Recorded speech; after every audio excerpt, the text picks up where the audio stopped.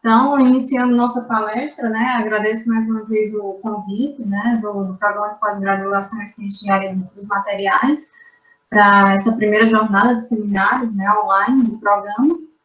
Hoje nós vamos falar um pouco sobre os materiais com gradiente funcional de propriedades, né, então vamos fazer uma abordagem sobre os biomateriais, para aplicação especificamente odontológica, que é uma área que eu venho trabalhando já há bastante tempo, né? Então, vamos iniciar nossa palestra, né? Nossa conversa aqui hoje.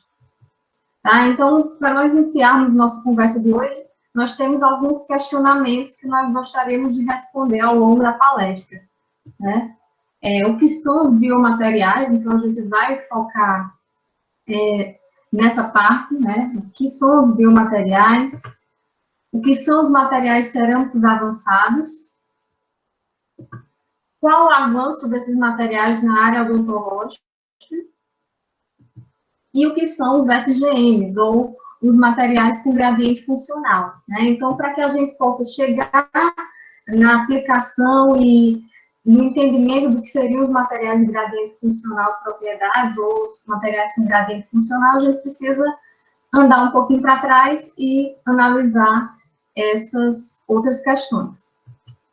Tá? Então, o que são os biomateriais? Quando a gente analisa, né, os biomateriais de uma forma geral, são aqueles materiais que eles têm uma capacidade de mimetizar, né, estruturas naturais, né, são compostos de materiais que podem ser uma mistura de substâncias, né, ou materiais de forma parcial ou totalmente biológicos, né, são utilizados nessa substituição para a reparação de estruturas que estejam com problemas, que tenham desgastes, que sofreram alguns traumas, que têm problemas, né, até congênitos, certo? Então, esses biomateriais, eles vêm, né, como uma alternativa para que a gente possa realizar a substituição de estruturas que são danificadas, né, com o mínimo de traumas possíveis, o mínimo de problemas possíveis. Por quê? Porque são materiais que têm uma alta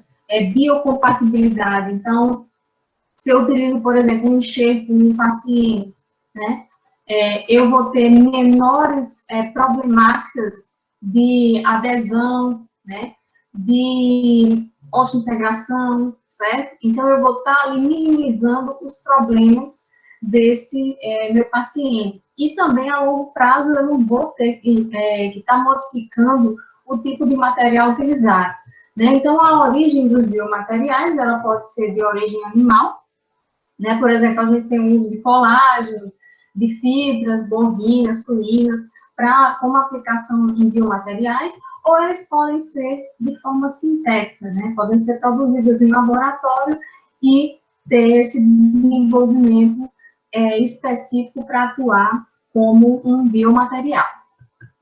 Dentro desse contexto, né, nós temos os materiais que compõem, né, esse grupo de biomateriais, que podem ser os metálicos, os cerâmicos, que é o que nós vamos abordar com mais ênfase nessa palestra, os poliméricos e os compósitos, né? Então, os materiais metálicos, eu vou ter materiais com elevadas propriedades e peculiares propriedades, né, que podem ser utilizados para materiais onde eu tenho um uso bastante frequente, onde eu tenha tensões cíclicas aplicadas a eles, porque eles vão suportar altas cargas, né, possuem boa ductilidade e também, né, boa ductilidade seria a capacidade ali também de absorção de energias e a da resistência mecânica como um todo. Os materiais cerâmicos. Nos materiais cerâmicos eu já vou ter comportamentos, questão da inertibilidade do meu material, né? Também podem ser materiais que são biocompatíveis. Então, esses materiais, embora em termos de resistência mecânica, quando comparado aos materiais metálicos, eles são considerados frágeis, né? Mas eles possuem características muito interessantes no que tange a sua aplicação como osteointegrações, né, materiais que têm ali uma capacidade de absorção também, né, conseguem suportar cargas bem altas, né, obviamente, comparando os metálicos com os cerâmicos, né, a tenacidade da fratura do material metálico ela é em torno de 40 megapascal por metro quadrado.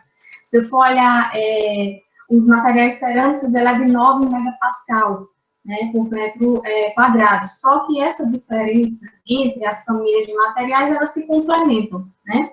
Os materiais poliméricos, então eu posso estar utilizando ali materiais poliméricos que têm uma boa capacidade de deformabilidade, então isso também, para que a gente possa fazer moldes adequados, seria uma boa indicação. Nos materiais compostos, eu já posso estar realizando, né, com a junção dessas famílias de materiais, materiais que tenham propriedades superiores às famílias distintas, né, se a gente for analisar do ponto de vista de tipos de famílias, né, os materiais compostos, eles vão ter um comportamento superior, né, às famílias separadas de metálicos, cerâmicos e poliméricos. Então, algumas aplicações dos biomateriais, né? Então, podem ser usados em próteses, em poppings, que seria onde eu vou colocar acima do meu pino, né? Da estrutura do, por exemplo, se a gente estiver falando da estrutura dentária, né? Eu tenho o meu pino, né? Que seria o meu suporte, tem o pilar, que poderia ser chamado também de coping, e tenho a coroa, né, a coroa dentária que vai ser suportada em cima dessa estrutura. Né? Então, eles podem ser utilizados. Podem ser de materiais metálicos, como podem ser de materiais cerâmicos. Né? E a gente vai ver isso um pouquinho mais à frente. Implantes, né, podem ser utilizados para implantes de joelho, ombro, coluna, parafusos bioabsorvíveis, né?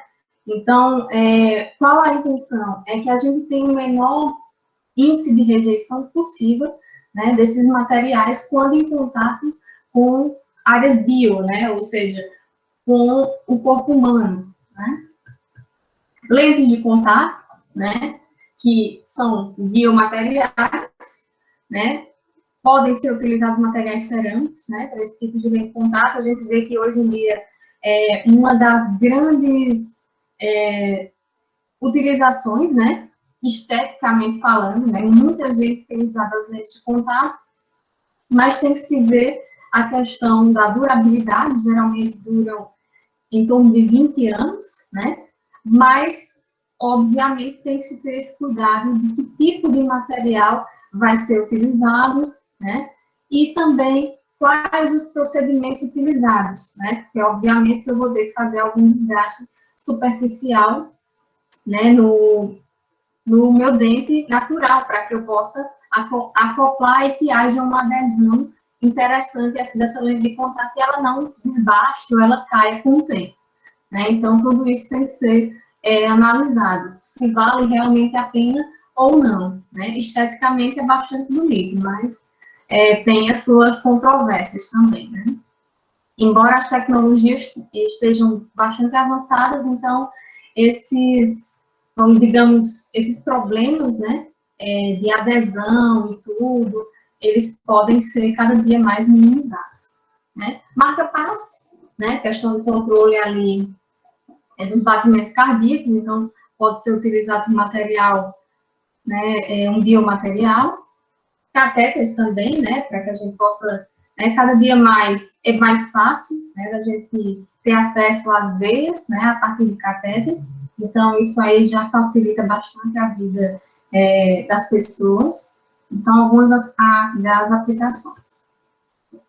Então, entrando aqui, né, no nosso segundo questionamento, o que são materiais cerâmicos avançados, né?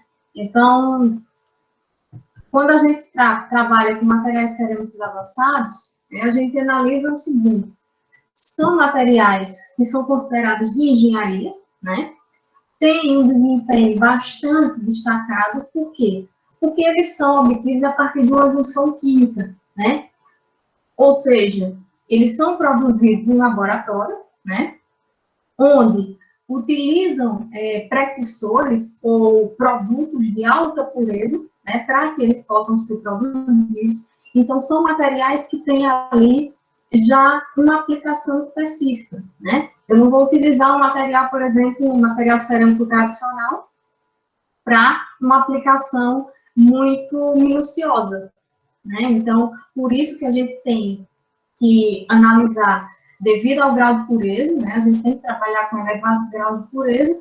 Por quê? Principalmente se a gente for trabalhar na parte de biomateriais, eu preciso de materiais que tenham comportamentos muito próximos, né? A minha região que vai ser restaurada, reestruturada. Então, a introdução de alguns óxidos ou alguns outros tipos de materiais, metais pesados, etc., não seriam adequados, né? Aqui a gente tem, né, a junção desses materiais, podem ser óxidos, né, produzidos em nitretos, carbetos, boretos, tá, e óxidos em geral.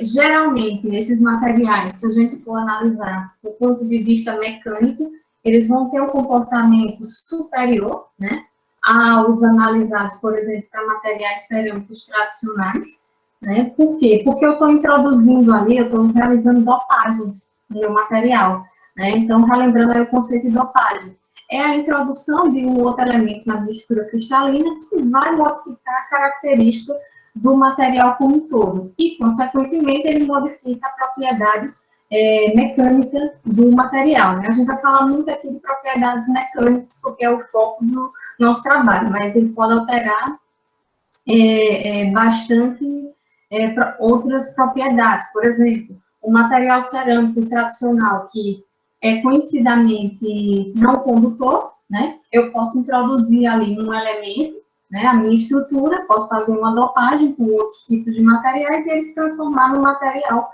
condutor, né, que tenha, por exemplo, magnetismo, né? Então, são materiais que podem ser melhorados, né? Então, a gente chama isso de materiais cerâmicos avançados, né? Outro ponto, né, que eu já havia falado é a questão do controle de variáveis por elevada pureza e também menor porosidade, né? Quando eu trabalho com materiais avançados, então eu vou ter esse controle de variáveis e também, muito provavelmente, né, aumento de propriedades. Essa menor porosidade, por exemplo, né? Quando a gente trabalha com materiais de propriedades mecânicas, é muito importante que eu tenha uma minimização do número de poros, né, desse material, desse conjunto, da minha microestrutura. Por quê? Né? Geralmente, os voids ou os vazios existentes no material, ele vai promover ali concentradores de tensão. E esses concentradores de tensão, eles são prejudiciais ao longo do tempo e podem promover ali falhas, né, e fraturas na minha peça ou na minha estrutura. Né, e isso vai diminuir bastante a propriedade mecânica. Então, se eu diminuo, né, durante um processamento, eu tenho ali uma maior compactação do meu material, né, com a diminuição de porosidade, então eu vou maximizar essas propriedades. Então, algumas características dos materiais cerâmicos avançados, né? Então, eles conseguem suportar elevadas temperaturas, né? Então, é uma das características desses materiais, né, bastante importantes.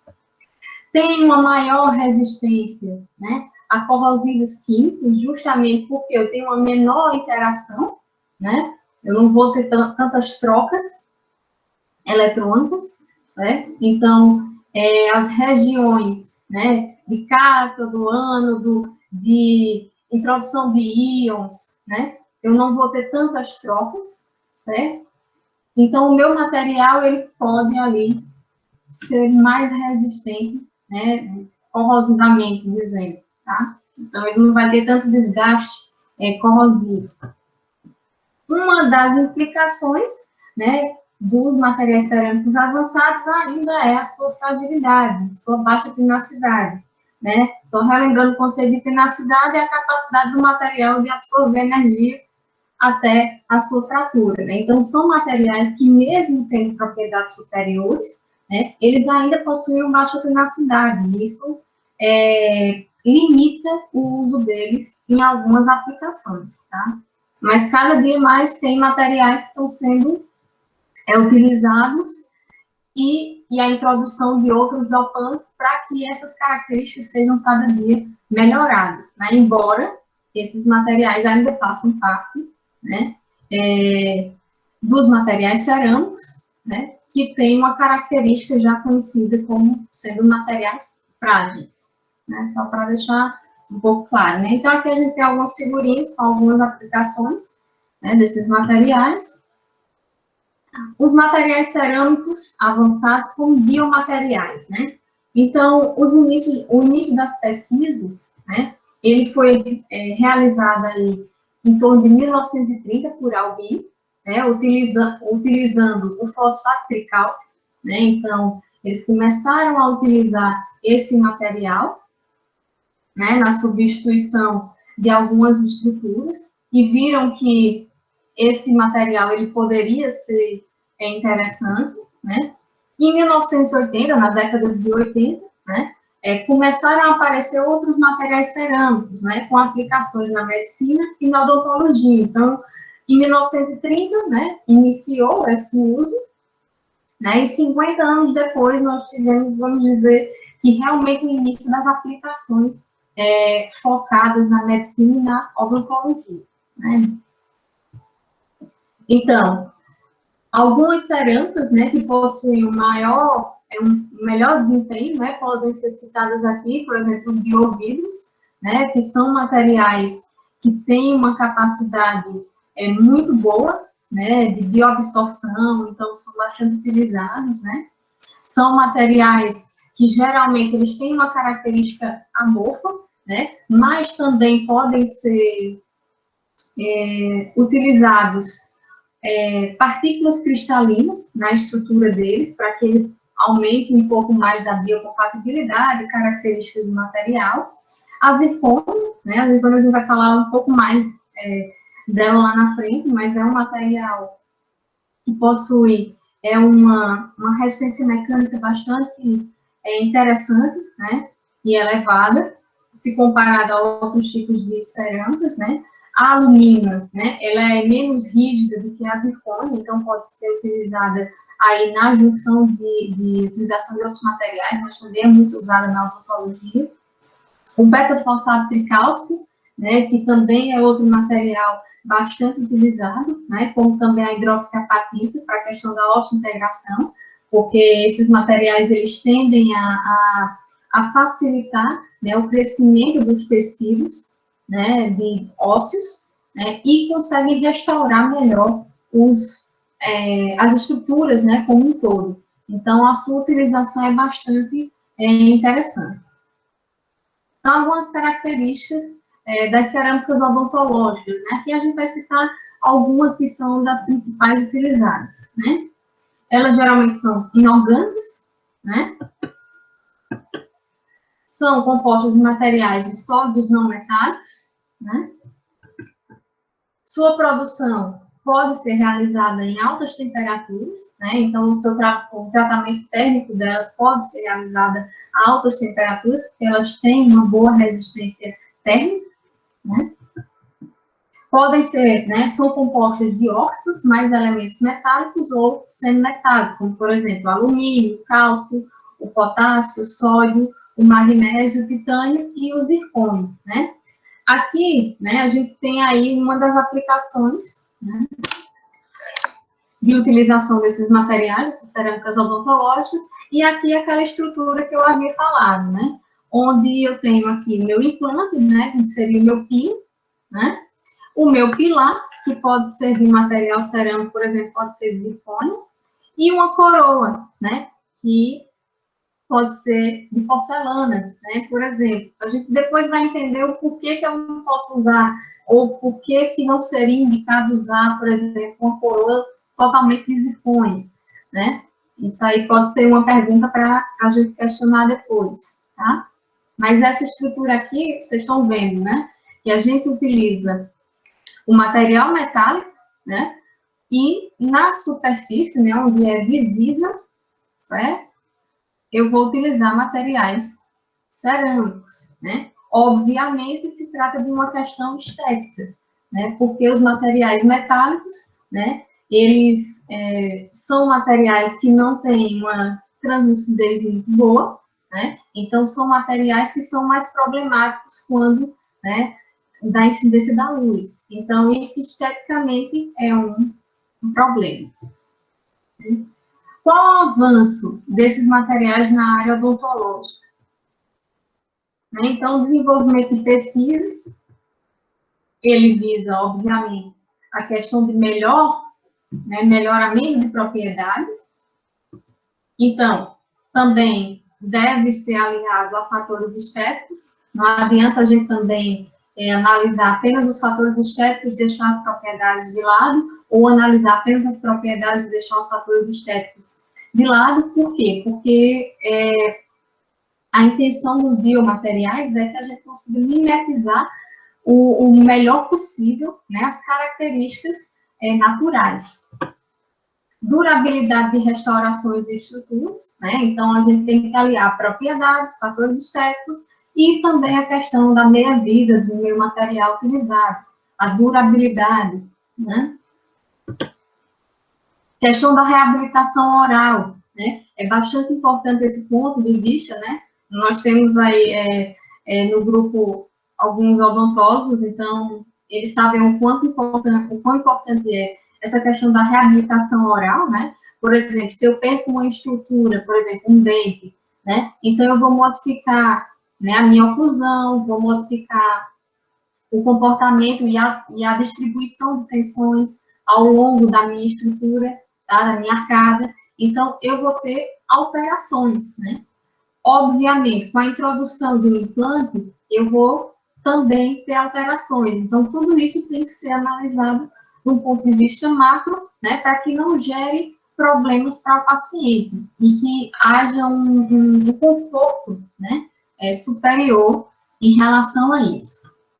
Aqui a gente tem um comparativo, né, entre as restaurações, né, utilizadas antigamente, né, com a amálgama, e aqui com a porcelana ou a zircônia, né, que são completamente distintas, né, quando se analisa o comportamento estético, né, e isso aí vai promover um maior conforto ao paciente, né. Aqui temos outras imagens, né, que podem também realizar um comparativo, né, desses tipos de restaurações, certo? Outra questão também que deve ser mencionada é a questão de oxidação, né? Geralmente os materiais cerâmicos, né, como foi visto, eles têm uma alta resistência à corrosão química, né, diferentemente de materiais metálicos. Então, as infiltrações, elas são muito maiores, né, em materiais metálicos do que em cerâmicos, tá? Então, a gente só vê vantagens, né? Tem a desvantagem que é a questão do custo, mas isso aí é um detalhe para a gente discutir depois, né? Então, aqui, a gente tem outras estruturas, né, de porcelana, de zircônia, tá? Que podem ser mimetizadas e utilizadas para o conforto do paciente. Um ponto importante para ser destacado nesse slide é a respeito também da mimetização da cor, né? A gente tem desenvolvido também um trabalho nessa área, que é a utilização, né, de variação de nuances de cores. Por quê? Porque alguns materiais, como ele vem da indústria, então eles podem ter cores muito diferentes da nossa arcada dentária. Então, seja por questões genéticas, seja por questões de uso ou mau uso, cada dente, né, de cada pessoa, ele vai ter uma coloração específica.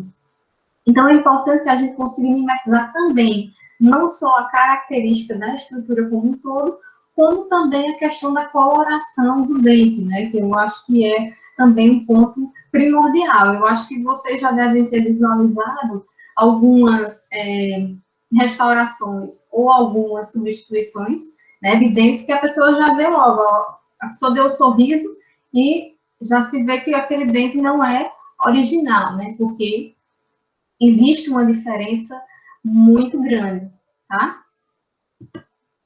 Então, alguns tipos de materiais, né? Os materiais mais utilizados, porcelana faz parte. pode ser utilizada para próteses parciais ou totais, né? Pontes ou coroas, né? Aqui as pontes, certo? Possui estabilidade de cor, propriedades estéticas, alta durabilidade química, biocompatibilidade, baixa condutividade térmica, elevada resistência ao desgaste, o que é muito importante quando a gente vai analisar, porque a gente está sempre em contato, né? Existe um contato, existe um contato direto, né, entre a minha superfície, ou seja, do meu material implantado, ou do material que é o natural, né? Elevada densificação, que é bastante importante, né? A temperatura de 700 a 750 a 1.100 graus Celsius. A zircônia, né? A zircônia pode ser também utilizada para subestruturas, né? Por exemplo, os poppings são utilizados, coroas sobre implantes, né? Em zircônia. Então, a gente pode utilizar eles em várias frentes, tá? Subestruturas também. A zircônia, né, ela tem um comportamento peculiar, né? Ela é formada de três estruturas cristalinas, que são a cúbica, né? A 2.370 graus a 2.680 graus, a tetragonal, entre 1.170 graus e 2.370 graus, e a monoclínica a 1.170 graus. Qual é o grande problema dessa alteração de estrutura cristalina, né? Quando eu baixo a temperatura, por exemplo, e ocorre a minha transformação de tetragonal para monoclínica, eu vou ter um aumento de volume de 3 a 5%, né? Então, isso promove a formação de tensões residuais. E aí, a minha propriedade mecânica, ela tende a cair. Para que a gente minimize isso e forme cristais tetragonais dentro da minha estrutura monoclínica, o ideal é que eu use, né, realize as dopagens, como, por exemplo, com óxido de magnésio, óxido de cálcio e óxido de ítrio, né? Geralmente, na odontologia, né, a gente vê muito já os materiais já prontos utilizando o óxido de ítrio, tá? Isso vai promover, né, uma elevada resistência mecânica ao material e uma elevada tenacidade também, que é um problema que a gente viu anteriormente, que as cerâmicas, como um todo, elas não têm, né? Então, se eu consigo aumentar a tenacidade, eu consigo aumentar a minha capacidade de absorção de energia, né? Então, é um material que pode ser amplamente utilizado.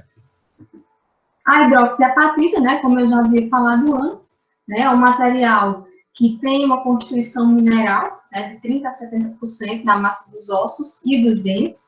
Então, ela facilita esse crescimento e essa osteointegração. É um material biocompatível, pode ser utilizado na substituição em implantes e próteses, tem uma alta capacidade de absorver moléculas, né? Justamente essa absorção de moléculas, ela vai promover ali uma interação e um aumento na possibilidade de crescimento, né? Dessas minhas subestruturas dos tecidos ósseos e facilitar a questão do tempo de tratamento, né? Vou ter diminuição do tempo de tratamento, então eu vou ali conseguir mimetizar mais facilmente a minha estrutura, né? A alumínio, né, também é outro biomaterial bastante utilizado na odontologia, possui elevada resistência, aspectos estéticos elevados, né? Translucidez à luz mais favorável do que o metal, né? Translucidez a raio-x e uma possibilidade de cimentação adesiva. Então, muitas, por exemplo, lentes de contato são feitas também, podem ser feitas de alumínio, né? Porque ela tem uma cimentação adesiva, ela consegue ter uma adesão, né, superficial muito boa. Então, é uma das aplicações, né? Aqui algumas técnicas de produção, como a condensação, né, o hot pressing, que seria a minha prensagem a quente, né, para a produção de vários tipos de materiais. As moldagens, né, seja por barbotina, né, slip casting também, para a produção de infraestruturas porosas, certo? Para que a gente pudesse ter algum tipo de integração mais fácil, né? Os desenhos assistidos por computador, que seria o CAD/CAM, né, que geralmente é utilizado, pode utilizar uma forma sem ser pré-sinterizada ou uma forma pré-sinterizada para produção, né? Então, por exemplo, tem lá um dente, e aí eu vou fazer, obviamente, o escaneamento desse dente e analisar ali a minha estrutura. O dente está precisando de uma restauração, então eu vou fazer toda a minha restauração e vou fazendo, né, a usinagem da minha peça, e depois eu passo por um banho ou glaze e posso aplicar no paciente, né, assim, de uma forma resumida, né, a gente não tem tanto tempo para entrar muito nesses aspectos. Então, agora, né, respondendo algumas questões, né, sobre o que são biomateriais, características dos biomateriais, materiais cerâmicos avançados, a gente entra, né, realmente nessa parte do que são os materiais com gradiente funcional, né. Então, para que a gente possa entender um pouquinho, eu vou para um outro conceito mais básico, que seriam dos compósitos, né. Então, os compostos é a junção, nada mais é do que a junção do material X ao material Y, né, que vai me promover maximização de propriedades. Ou seja, eu estou trabalhando com material que tem uma propriedade específica em X, adicionando Y a X, né, e aumentando a propriedade. Muitas vezes a gente não vai utilizar materiais muito antagônicos ou muito distantes. A gente tem que usar materiais que eles têm uma certa proximidade, mas que eles possam, a junção deles, possa propiciar um aumento de propriedades, né?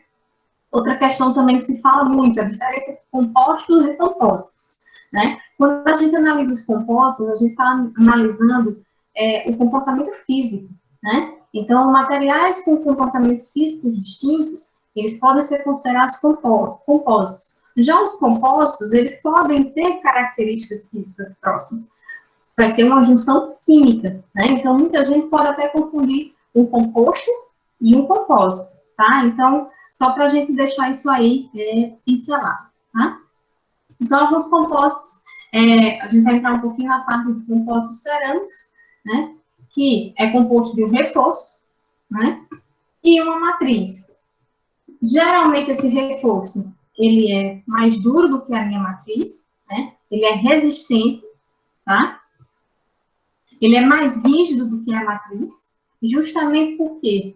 Porque a minha matriz ela vai ter uma distribuição, eu vou realizar uma distribuição dessas partículas de forma dispersa dentro da minha matriz, e ela vai sustentar as cargas, né, que vêm da minha matriz. Então, eu tenho aí uma tendência ao aumento de resistência mecânica, né?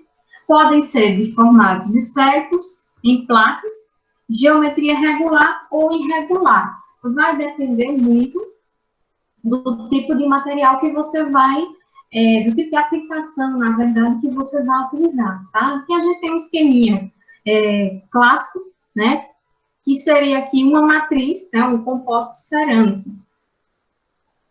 Aqui uma matriz cerâmico, né? E o material particulado, né? Então, esse material é um composto cerâmico, né? São compostos de materiais de mesma família, mas que têm comportamentos distintos. Quais seriam esses comportamentos? Por exemplo, eu posso pegar, que eu vou mostrar mais à frente, uma estrutura, né? Posso pegar a minha matriz, pode ser uma porcelana, né? Que é um material que tem uma resistência inferior, né? E utilizar uma zircônia, por exemplo, para ser a minha partícula, ou para ser o meu reforço, tá? No composto. E aí eu vou ter uma maximização de propriedades. Obviamente que a regra, né, para a produção de compostos, ela tem que ser estabelecida de acordo com a regra das misturas, onde eu vou analisar questão de volume, questão de massa e a questão da densidade de cada material, né? Então, esse cálculo ele não é feito direto. Ele não é feito, 30% de partícula e 70% de matriz. Não, ele tem que ser um cálculo analisado de acordo com a densidade do material. Então, a gente tem uma equaçãozinha lá, depois, se vocês tiverem curiosidade, dêem uma olhada lá, tá? na regra das misturas, e aí ele vai basear em função da densidade do material. E aí, dessa forma que a gente consegue produzir compostos de maior qualidade. Então, os compostos cerâmicos, né, algumas características, tem elevada resistência, rigidez, né, são materiais que possuem uma boa rigidez, baixa densidade, quando comparado com materiais a granel, né, porque eu tenho uma redução de peso, obviamente, depende muito da minha configuração, tá? Então, eu posso utilizar, por exemplo, granulometrias diferentes, tamanhos de grãos diferentes, para que a gente aumente essa densificação, certo? Mas, geralmente, como eu tenho uma variação entre a minha partícula de reforço e da minha matriz, então eu posso ter ali a presença de voids ou dos meus vazios, tá? Porque eu vou ter uma baixa compactação, né? Obviamente, depende do tipo de processamento que eu vou utilizar. Então, né, a gente entra realmente nos materiais com gradiente funcional, ou os FGMs, né? Aqui está em inglês, o Functional Gradient Materials, tá? Que é bastante utilizado na literatura. Então, os materiais com gradiente funcional, né, eles foram inicialmente estudados no Japão, em 1984, tá? E são a combinação de propriedades e funcionalidades não encontradas em estruturas convencionais, ou seja, são materiais compostos, mas que têm um comportamento um pouco diferente, tá? O que seria essa diferença? Seria a continuidade na propriedade, né? Quando a gente vai analisar, se a gente analisar essa figurinha aqui, né, como um todo, então eu vejo que aqui eu tenho o material 1, o material 2 e o material 3, né? Então, cada material, ele pode ser composto de um outro tipo de material. Nessas regiões entre as superfícies, eu posso ter variações de propriedades. Posso ter variação de adesão da minha superfície, né? E eu também posso ter comportamentos distintos no conjunto da estrutura. Então, o que é que eu quero?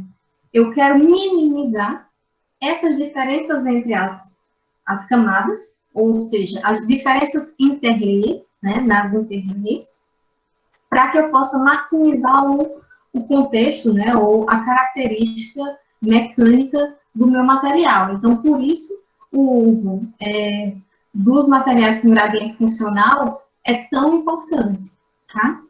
Porque não basta apenas eu utilizar uma estrutura, um composto e colocando camada a camada. Eu tenho que ver se essas camadas entre si, elas vão ter uma adesão bacana, tá?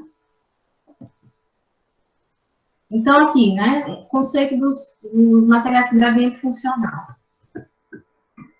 Pode ser realizado em composição ou microestrutura, então eu posso estar variando ali, né, a minha composição ou microestrutura.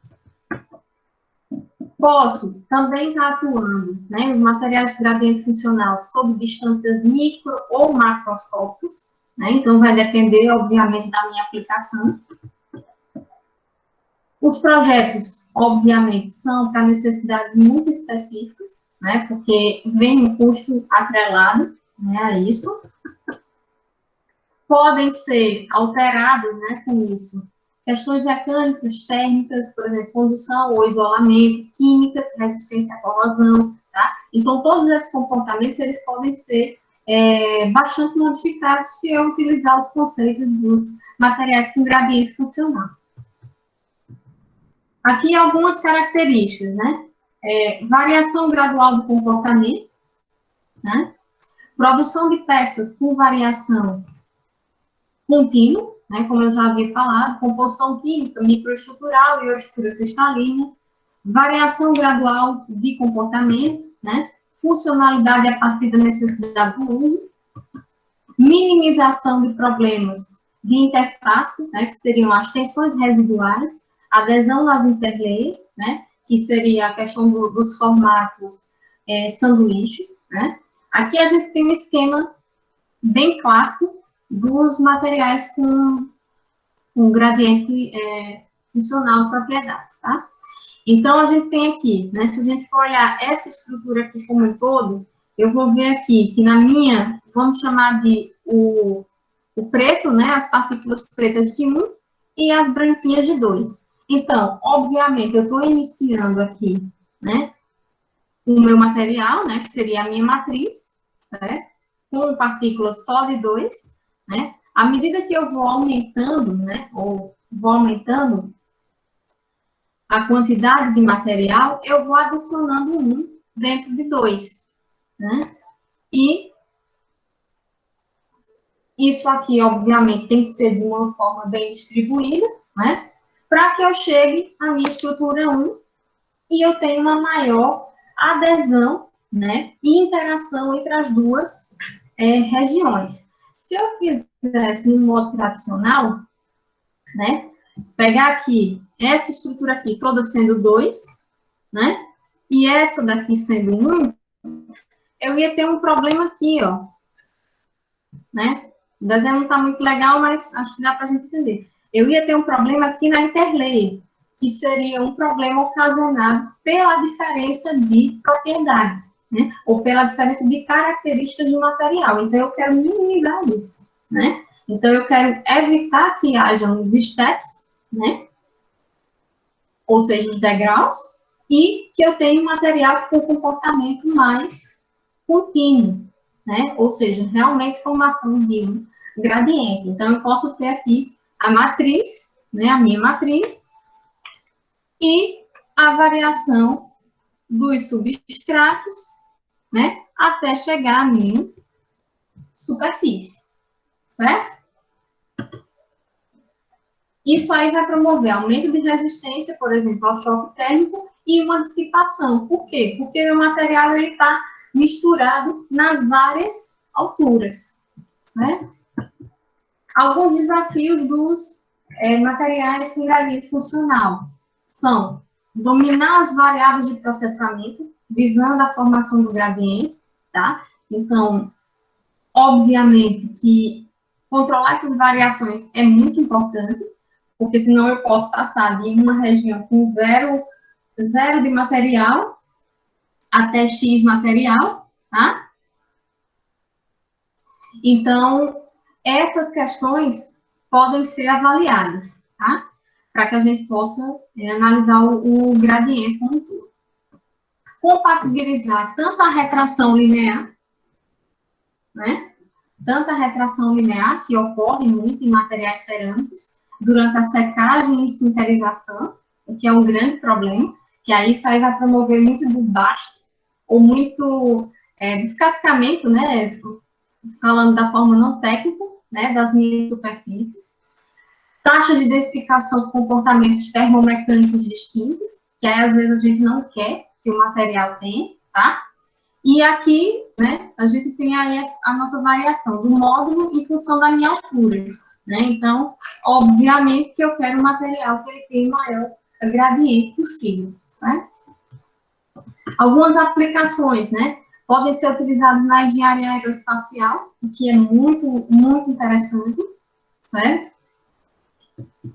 Engenharia automotiva, né, onde, obviamente, vão ser utilizados para materiais e para carros de alta potência, né, e carros de luxo também, onde utilizam sistemas híbridos, entre outros, né, e na engenharia de tecidos, que é o objetivo dessa palestra, né, falar um pouquinho dessa parte de engenharia de tecidos, utilizando aí os materiais com gradiente funcional para propriedades. Aqui a gente tem alguns papers, né, que já foram publicados, foram da minha tese, mas eu achei interessante trazer para vocês, já que é uma área que não é muito utilizada aqui no Brasil, né, então foi realizada em Portugal. Então, aqui a gente tem, né, uma análise aí da resistência, né, ao cisalhamento de materiais, onde eu usei uma variação de estruturas, tá? A estrutura aqui inicial é de zircônio, né? Ela foi pré-sinterizada, né? Aqui no meio eu tenho a junção da porcelana e da zircônio, né? A porcelana vai ser minha matriz e a zircônio vai ser o meu reforço, certo?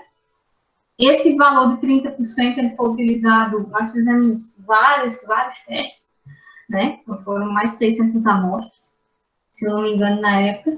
Então, a gente fez e chegou ao patamar ali de 30%, que seria onde eu tenho as propriedades ótimas, né? Mas a gente variou em torno de 10% a 50%, utilizando a regra das misturas, tá?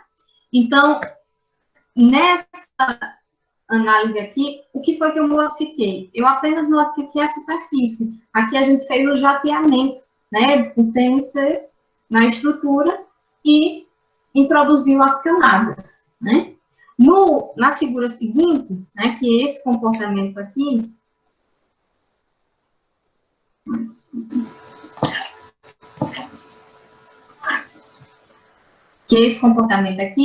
a gente fez a introdução dos voids, né, ou dos rolos, superfície rolos. E a gente também introduziu, né, poros micrométricos na minha estrutura, utilizando também a minha interlayer, né, de 30% de zircônia e o restante de porcelana, e a de superfície de porcelana, né? Então, a gente observou aqui que a adesão, ela é maior quando eu utilizo, né, essa superfície aqui modificada, com os furos, né, micrométricos, e também quando eu utilizo a introdução de uma interlayer, ou seja, a junção das propriedades da porcelana junto da zircônia, né?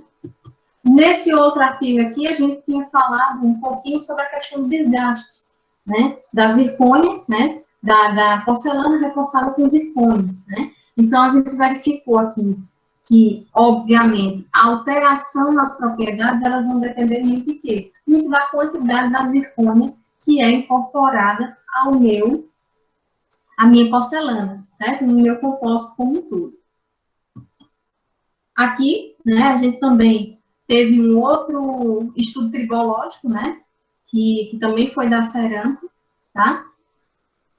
Da cerâmica de porcelana junto com a zircônia, onde eu vejo que, obviamente, as cargas utilizadas foram as mesmas, né? Se eu tiver variação na minha propriedade mecânica de um material para o outro, eu também posso ter alteração nas superfícies de desgaste, né? Então, obviamente, eu não posso ter uma grande quantidade de material muito rígido, como, por exemplo, a zircônio, que aí ele vai promover os saltos, né? Que a gente chama de saltos do meu material ali de reforço, tá? Então, isso aí pode afetar no comportamento do material como um todo. Aqui a gente tem alguns trabalhos desenvolvidos no nosso grupo, né? Que esse daqui foi um estudo da zircônia pigmentada para aplicações odontológicas, que foi o Matheus que apresentou, né? O artigo já está aceito, né? Falta apenas ser publicado. Deposição de óxidos e nitrito de titânio por plasma, né? Com gaiola católica sobre o aço inoxidável, a ISI 304, para utilização em próteses de reconstrução da articulação temporomandibular, ATM, no estudo preliminar, né, que foi a dissertação do mestrado do nosso aluno Edivaldo, né. A gente ainda está na parte de submissão de artigos, mas esperamos publicar logo.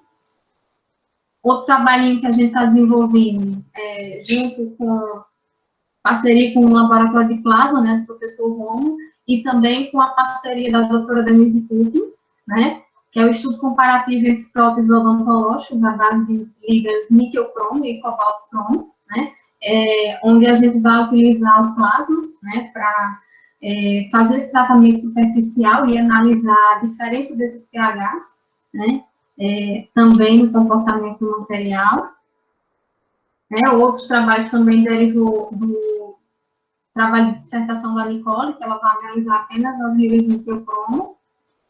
Outros trabalhos aqui que não envolvem diretamente a parte odontológica, mas é o do doutorado do Lailson Anselmo, né, que é a análise da viabilidade técnica, econômica e ambiental na reincorporação de resíduos gerados em cerâmica do Piauí, na formulação de massas para a produção de blocos cerâmicos estruturais, uso de resíduos industriais para a produção de blocos estruturais e sua implicação no contexto ambiental, E outro trabalhinho que a gente também já está desenvolvendo é os nanotubos de carbono modificados para estruturas ósseas com osteoporose, né? É um trabalho que a gente ainda está engatinhando, mas esperamos que ele traga resultados logo, logo.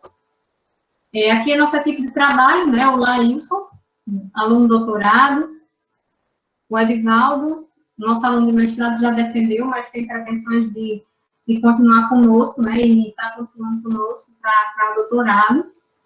O Nasson Matheus, né? Que é nosso aluno doutorado, juntamente com o professor Lívio e com o professor Romo. A Nicola é nossa aluna de mestrado, né? Que será a próxima a defender o mestrado. Os alunos de iniciação científica são o Gabriel, né? O Gabriel Melo, o Ivo Borges, o Guilherme Viana, o Vitor Gabriel, né? E aqui foram alunos que já terminaram a iniciação científica conosco, que foi a Nayara de Oliveira, a Anne Carolina Carvalho e o Temístio Cruz de Souza, né? Então, essa é a nossa equipe do Laboratório de Materiais Funcionais. Né? Então, os agradecimentos à Universidade Federal do Piauí, né, ao programa de pós-graduação, né, pela oportunidade de apresentar esse trabalho, para a gente poder discutir um pouquinho aqui, né, e mostrar o que a gente faz, né, ao nosso laboratório, né, na pessoa também dos nossos alunos e colaboradores, também a professora Fernanda, né, que trabalha conosco junto, né, e tem também nos ajudado bastante nas pesquisas, e outros parceiros também, né, então, fica aqui meu agradecimento a todos, muito obrigada pela oportunidade, e espero que vocês tenham aproveitado, né? Muito obrigada. Nós é que agradecemos, Rafaela, viu? Excelente palestra, né? Deu uma visão geral aí sobre a área e dá para os alunos e os interessados também, né, terem uma visão do potencial que a área tem, né? As perguntas, elas foram realizadas todas pelo chat. E aí tem que ver se o Kelson já lhe passou todas, certo? E aí a gente pede sempre, Rafaela, que vá lendo a pergunta e ir respondendo. Porque aí, na hora da gravação, né, vai ficar basicamente isso. Entendeu? Porque é difícil acompanhar pelo chat aqui, fica complicado. Antes de você começar as respostas, Rafaela, eu queria só apresentar mais uma coisinha aqui rapidinho. Eu vou colocar minha tela, tá? Porque muita gente pergunta, por algum motivo ou outro, né, falta de conexão, a pessoa perdeu a apresentação, né? Não vai ter problema, porque a gente tem um canal no YouTube que você vai poder assistir. Por exemplo, já tem 2 palestras lá. A palestra do professor Anderson e do professor Ramon, tá? Então, já temos 2 palestras lá no YouTube, você pode acompanhar por lá as palestras, já você que teve algum problema de conexão, ou simplesmente não deu, né, para acompanhar no dia que aconteceram as palestras, todas elas vão ficar armazenadas no YouTube, certo? É interessante que vocês se inscrevam quando vocês forem ver. Por quê? Porque com o número de inscrições, a gente vai ter capacidade de ir colocando cada vez mais.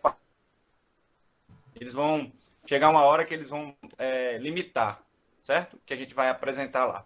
Então, a palestra da professora Rafaela, por exemplo, vai ficar gravada e vai ser disponibilizada lá assim que o Kelson conseguir editar, tá bom? Então, é isso. Fique à vontade, Rafaela, viu, para responder as perguntas e obrigado novamente.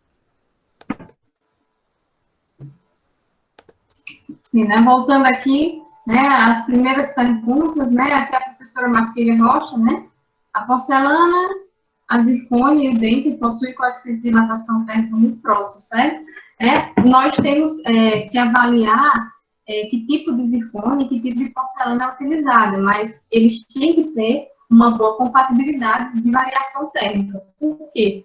Porque, obviamente, no nosso ambiente intraoral, né, eu vou ter comportamentos distintos.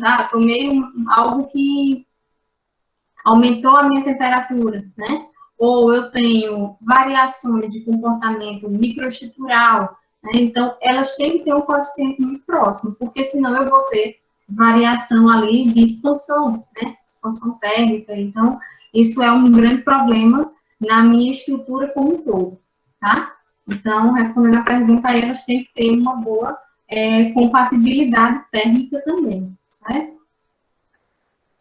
Uma pergunta do professor Bartolomeu Cruz, né? Em quais aspectos o tratamento de superfície por plasma pode melhorar a característica do biomaterial, né? Se a gente for analisar no contexto geral, né, os biomateriais, se eu for utilizar o plasma, né, eu posso estar modificando a minha superfície, né, em termos de utilização de superfícies, né, que tipo de superfície eu vou utilizar, ou que tipo de gases eu vou utilizar, né. Então, isso aí, ele pode, sim, melhorar a biocompatibilidade.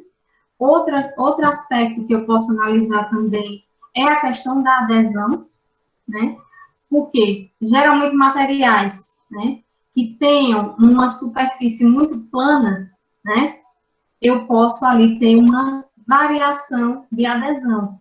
Se eu utilizo, por exemplo, o plasma, né, e a introdução ou a deposição de uma fina camada nesse material, ele vai, obviamente, modificar a topografia, né, da minha superfície. Isso aí pode me promover uma maior adesão e uma maior compatibilidade. Então, nesse aspecto aí, eu posso analisar que, né, o plasma ele pode ser bastante importante para esse tipo de aplicação. É tanto que a gente está utilizando, né, nos trabalhos dos meninos, tanto do Edivaldo e o do Matheus e da Nicole, né, a gente vai também analisar essa questão de adesão, né, utilização do plasma, da nitritação, né, para que a gente tenha uma variação ali maior dessas propriedades. Outra pergunta aqui, da Poliana Trigueiro, né? Quais os principais parâmetros de processamento, né, que mais influenciam as propriedades? Acho que a gente já falou, né? Os parâmetros que a gente tem que utilizar é a questão da granulometria, eu acho muito importante, tá? Questão de temperatura. Quando a gente fez a utilização desses materiais, né, e a produção desses materiais foi via hot pressing, tá? Foi pressagem a quente. Então, o que é que a gente tem que analisar? Tem que analisar desde do meu substrato, né, como também da superfície que vai ser depositada. Nesse caso aí, a gente analisou bastante a questão de parâmetros de granulometria. E também que tipo de grãos iriam entrar. Foram grãos diretos ou pré-sinterizados, porque isso tem uma influência muito grande, tá? Outra questão também, que é um parâmetro que tem que ser analisado, é a altura da minha superfície, né? Como eu já tinha falado, é o módulo versus a minha altura. Então, se eu tenho uma altura muito grande desse gradiente, obviamente que eu posso ter desgaste, né, ou desgaste, lascamento da minha base, tá? Da minha matriz. Então, eu tento minimizar isso, tá?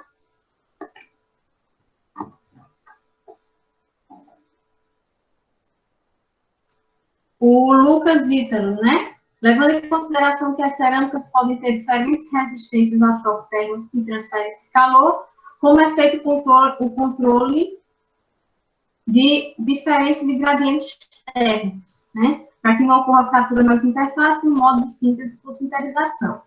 Quando a gente vai trabalhar, né, com as cerâmicas, obviamente que eu vou ter que ter variação de taxas de aquecimento menores, tá? Eu não posso aumentar tanto, né, a minha interferência ou a minha interação, né, no aumento de temperatura. Então, esses parâmetros aí, eles são bastante importantes para que a gente tenha uma maximização de propriedades.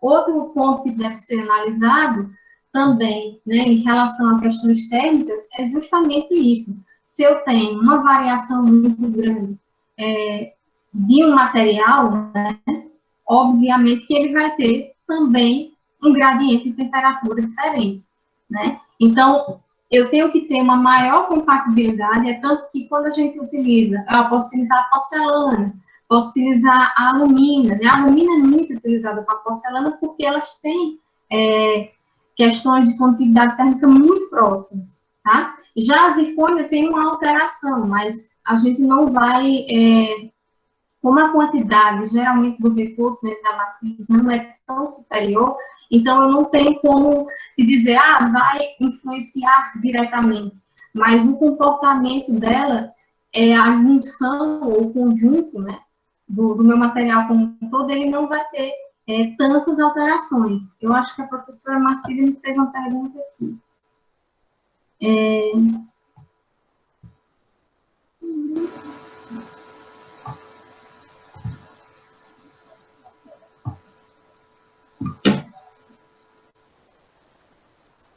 Certo, certo. Quando a gente faz análise, né, a gente pode fazer, por exemplo, lá, aquele exemplo que eu dei, né, professora, foi da minha estrutura que é usualmente utilizada, né, que é o meu pino, né, minha estrutura metálica, e o coping e a estrutura, a coroa de material cerâmico, pela questão estética, né. Uma questão que pode gerar um problema, né, é justamente a junção desses materiais, porque, obviamente, o meu pino sendo metálico, ele vai ter uma boa ductilidade, né, e a minha estrutura sendo cerâmico, eu tenho um material mais rígido, então eu vou ter uma diferença aqui de propriedades, certo? Só que o material, o titânio, né, ele é um material bastante biocompatível e tem uma alta oxo-integração. Então, é um material que já é bastante utilizado. Eu posso utilizar uma estrutura totalmente all cerâmica? Posso, né? Só que tipo de material cerâmico eu posso utilizar? Né? Se eu utilizar, por exemplo, uma estrutura totalmente de zircônia, então ele é um material mais rígido, né? Embora ele tenha biocompatibilidade, pode ter características de oxo-integração, é um material que pode ali fraturar mais facilmente, por quê? Porque ele vai absorver toda a carga que vem de cima, né? Além disso, eu tenho que ter uma distribuição de tensões em todas as regiões. Então, a utilização da junção dos dois materiais, ela é bastante utilizada. Eu posso usar totalmente o material all cerâmico, né?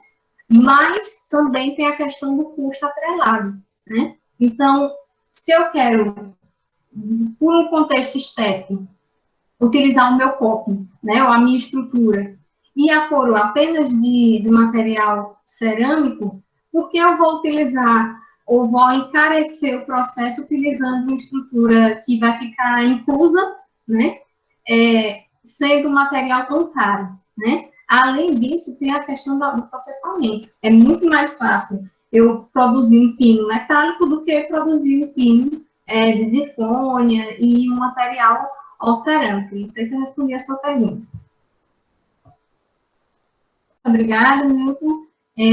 Quando se fala da modificação da hidroxiapatita, né, quais os fatores você considera que serão positivos quando a mesma for aplicada como repositor ósseo, né, após essa modificação, como exemplo, usando a quitosana, né? Geralmente, essas modificações, né, elas vão depender muito do tipo de material que eu vou utilizar. Se a hidroxiapatita, né, ela for utilizada, por exemplo, utilizando com a quitosana, eu posso ter alterações aí na propriedade, no comportamento final.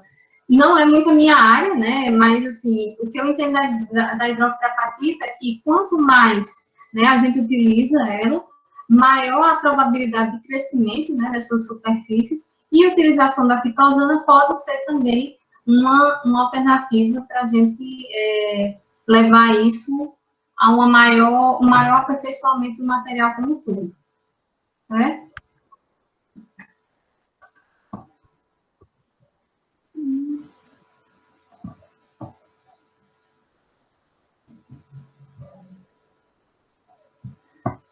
Tem mais uma perguntinha aqui, né? Depois do tratamento de plasma, né? Se é feito alguma caracterização para analisar a biocompatibilidade. Na verdade, quando a gente está trabalhando com plasma, né, os meninos estão trabalhando com nitratação de titânio. Então, a gente não fez nenhum ensaio de biocompatibilidade ainda, porque a gente já considera que o material é biocompatível, tá? Mas, obviamente, que a gente tem que ver, por exemplo, pode ver questão de toxicidade, pode ver se o material né, em vivo, né, a gente, né, em vivo, se a gente puder fazer, a gente também vai tentar mimetizar isso aí, tá?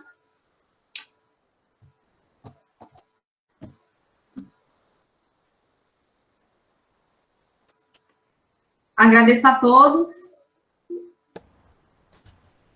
Bom, nós que agradecemos.